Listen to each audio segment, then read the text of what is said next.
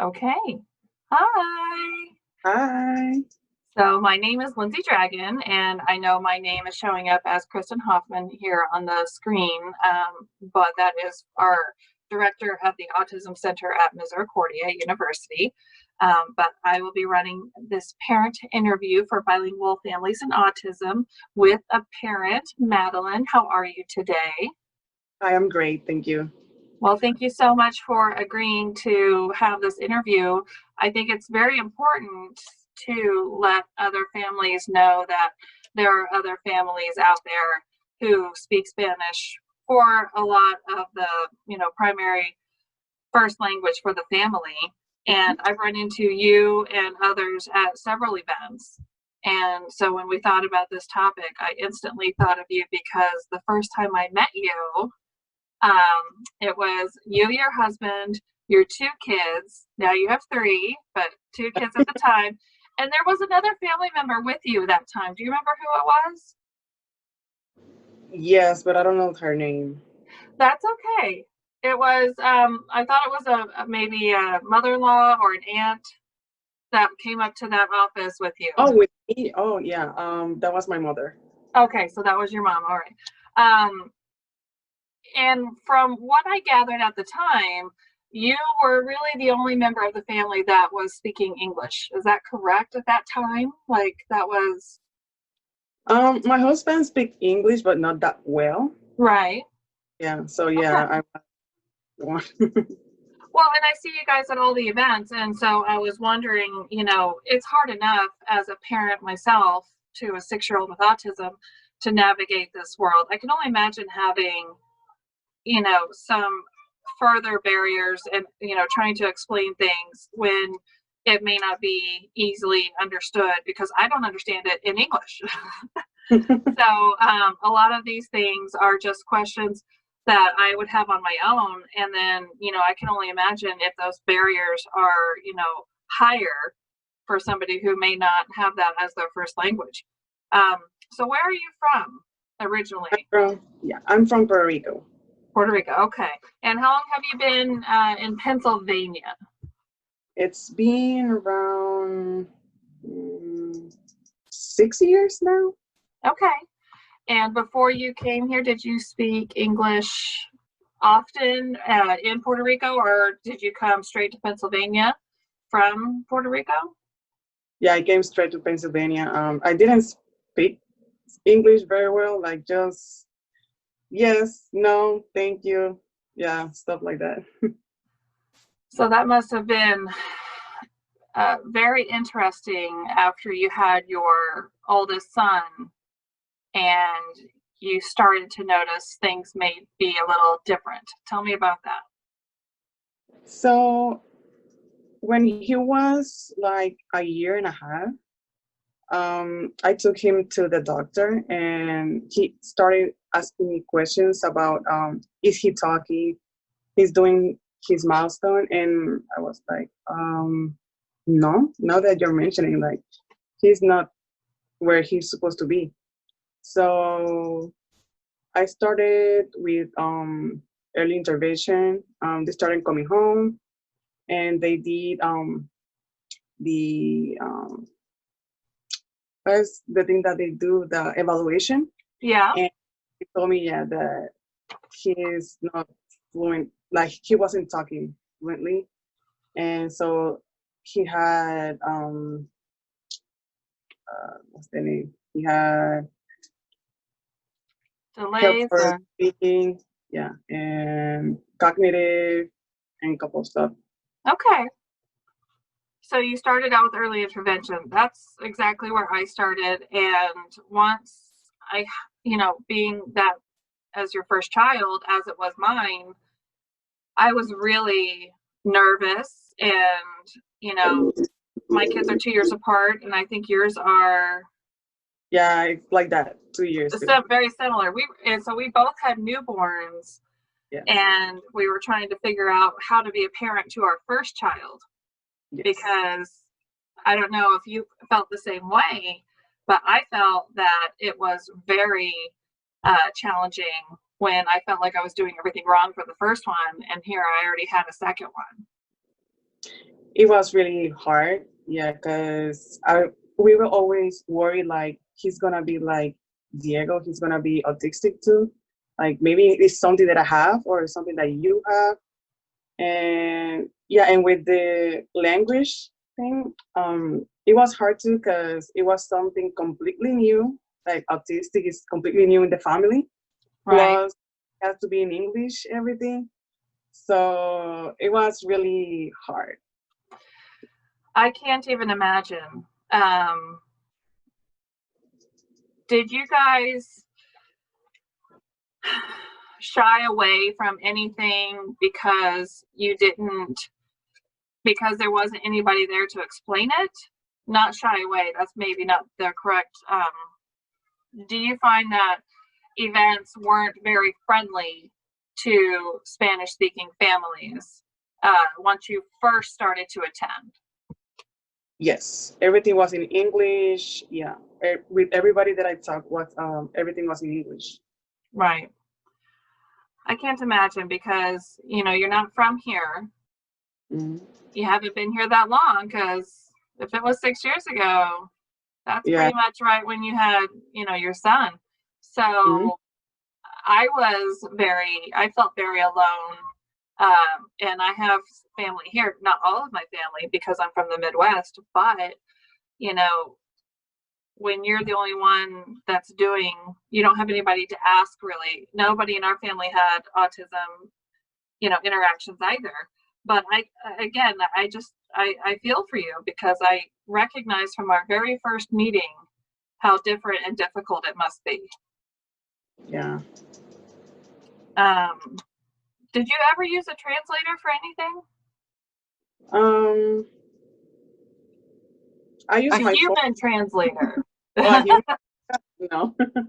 When he first started early intervention in the house, she was bilingual.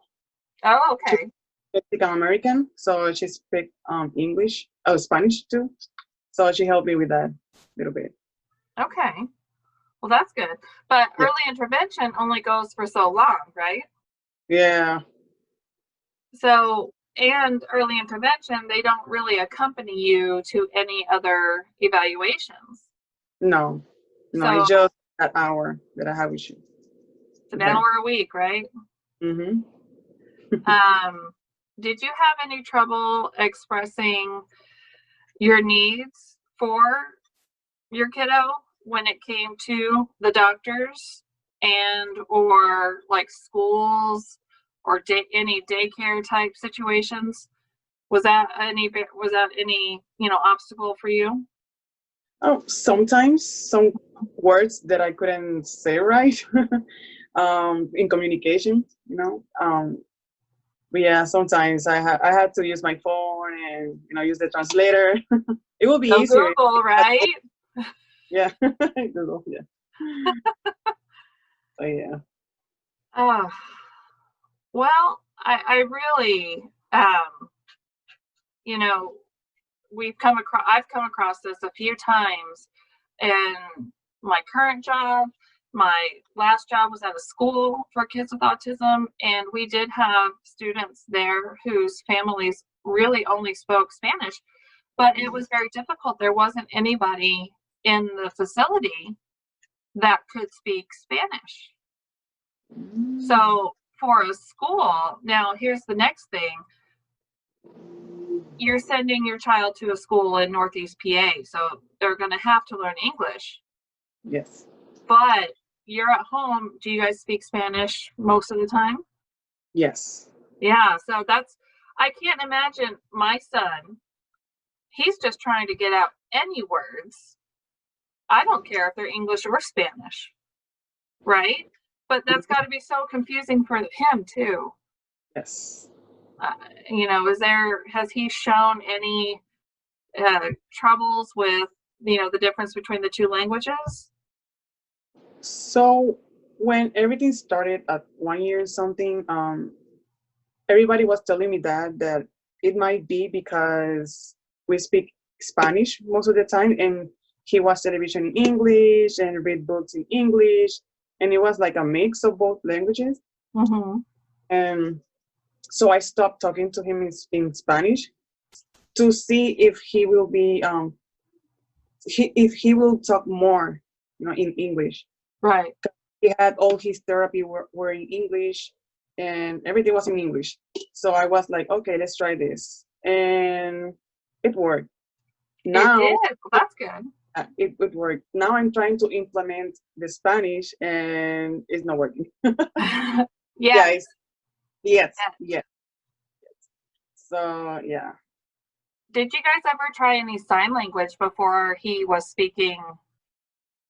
Yeah, at first, Oh, go ahead. sorry. At first, yeah, the teacher told me that he was learning some sign language, and I started learning them too, and it was working. Well, that's Yeah, good. it was working too.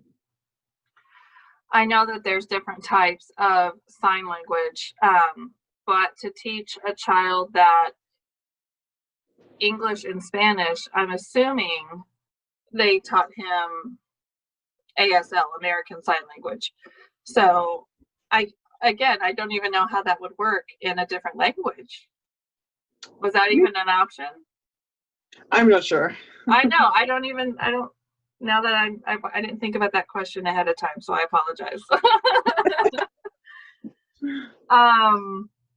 So have you gone to visit the school that he's going to be registered in? Not yet because of the COVID-19. Okay, so that means you have more time then, right? Because he Yeah. hasn't started kindergarten yet, right? Not yet. Okay. So when you go on that tour, if you're going to, check out, the settings and how they're going to accommodate him, are you comfortable going just, without a translator or anything like that? And or would you be comfortable getting all your needs across and, answering anything that they would be able to have ready for you on your trip? Couple of years ago, I will say I'm not comfortable. Okay. But now I've been learning English like a lot, so now I can defend myself more than before and understand. But I will say now that I could be by myself. Yeah, it Okay, would well be. that's awesome. Yeah. Now, I have my babysitter is majoring in Spanish in Miami. And I had originally asked her to assist me with this topic. And she was very comfortable doing it as she lived in Peru for a year. She travels abroad all the time. She's translated for families for me before. I mean, she's like 20, 21 years old. So I'm like really excited for her. But she said to me, I don't know if I'm the right person because the medical terminology is a course she hadn't taken yet. And to relay things because an autism diagnosis is a medical diagnosis, is the medical terminology, it's hard for me to understand. Yes. How do you, we just did an IEP panel on Wednesday, and I've agreed to things in his evaluations that I didn't really know what they meant, but it sounded good. I was like, yeah, okay.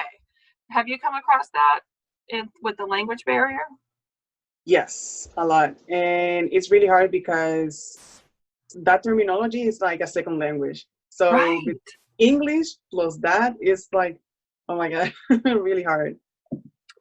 Do you know any other families that their first language is Spanish whose kids have autism? Yes. And do you guys have any support among each other, or is that something that you'd be looking for? We talk like every week. She lives in Good. Hazleton. But she speaks very well English. She's been living here forever. So Good. yeah. And yeah, we talk sometimes. Oh, that's good. I feel much happier now because to know that, you know, it was completely new for me, but, you know, I can understand, you know, pretty much everything that they're telling me. Actually doing it and continuing the therapies and all the new stuff that's always thrown at us. You should try this, you should try that, you should try this. It's like, wait, what? So I feel for you, because we go to all the same things, and it never occurred to me, you know, what if I was there and it was all in Spanish? I would be like, what? I don't know what to do here. So I know a lot of times people have been referred down to the Hazleton area autism centers simply because they have a much larger Spanish speaking community. And have you ever been to any events down in Hazleton for autism? I used to live there in Okay. Hazleton, and when he first started the therapy, yeah, she was a mix, like I said, of Spanish and from here. Okay. And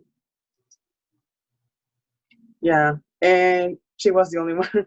Everybody else was speaking in English, and it was about the same, I would say, because I didn't see anyone else like Spanish over there. Okay. Okay, that makes sense. I know one thing, as a family with a child with autism, we tend to stay at home because it's very difficult to plan a trip, because Jackson likes his routine. You know, we tell him what we're doing, and it's just a lot easier to not overstimulate him and, you know, work with behaviors a lot. Like, I would say, what a typical family week would be, we stay at home so much more than that. So I'm assuming that other families that I've talked to have said the same. And is that the same thing with you guys? Do you guys tend to stay home a lot more? Not because of the, you know, language barriers or anything like that, but simply because one of your kids has autism? Yes. Just not to make a scene outside. Mm-hmm. And he's more relaxed in here, like you said. He have a routine, he follows, and he likes it. You know, and if we move him out of that routine, is tantrums here, tantrums there, and yeah, it's a lot more easier. Yeah, we were both at music lessons, right? And both of our kids are out of their routine. So you and I were just talking, and they were just not having it. Yeah. And but it is so nice to see a familiar face when you go somewhere. And I was you know, a lot of things have come up with the, you know, somebody learning English or somebody learning Spanish to help that communication. Have you been given anything that was specifically related to autism, but it was completely written in Spanish? Like a brochure? Let me see. I would say no. I don't recall nothing. Yeah, in Spanish. Right. That's okay. I was that was something I just threw out there, not on my prepared list of questions here. Because I think that's something that I would like to see happen to help families in our area, because that is something I've come across multiple families myself, just from being in the same places as other families with autism. So we're always around each other. And I think that maybe we can, if there's any questions that anybody has, we can definitely zero in on those and get those answers for anybody who's looking for them, including yourself. Thank you. Okay. And I know that there's some families who have some older kids whose parents are mostly Spanish speaking, but their kids all speak English as their first language. So I would be interested to see how some of those families can, mingle and mix. If there were some questions about some of the medical terminology in particular with autism. If there were families who think that they might need to get their kids, evaluated for autism, do you have any advice for those families who are either thinking about, getting tested or have just recently been diagnosed with autism? At first, it's gonna be everything really new and scary, but there's help out there. Like in here, Pennsylvania, we have a lot of help, and not to worry. Like everything's gonna be alright. And that's something that, I'm a high-strung individual. I go a little, I get a little anxiety ridden. So that's good advice for me to take. That isn't just for anybody who speaks Spanish. But yeah, that's definitely, everything will be okay. It is not a death sentence. No. There's tons of other people out there in your same situation, and you're not alone. Mm-hmm. Yeah. So that's good.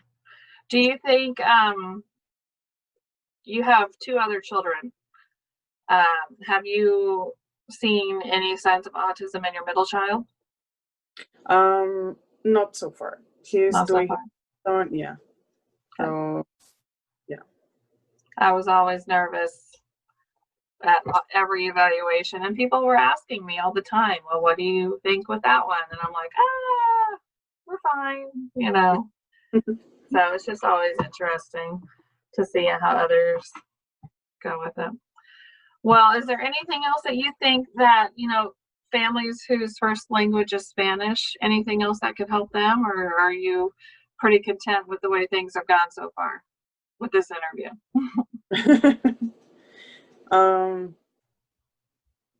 Now if you're out there and you need help with English or like terminologies or other stuff related to autism, like to look for help. Like there's always an option. Like you're not alone, like you said. I don't know. And they are pretty cute kids. Like I love all. Your kids are gorgeous. Yeah. They are, yeah. I don't know. I love them. Yes. Well, I thank you so much for taking the time. And it wasn't just this time. We've been in contact for quite a while, as far as this goes. So I appreciate you answering all my questions, double checking all my Spanish. Yeah. I appreciate that. Thank you. And I'm thinking that if we come across any questions, if I were to have you help me translate in the future, that would be fantastic. So, all right. Well, we don't have any questions left. This went kind of fast. So it's Sunday evening. I'll let you get back to your wonderful family. You're outnumbered. Right? Yeah. 3 boys and the husband there. So, all right. Well, have a wonderful day, and I will see you very soon, hopefully. Yes, hopefully. All right. Well, thank you so much. We'll see you soon. Bye. Thank you. Bye.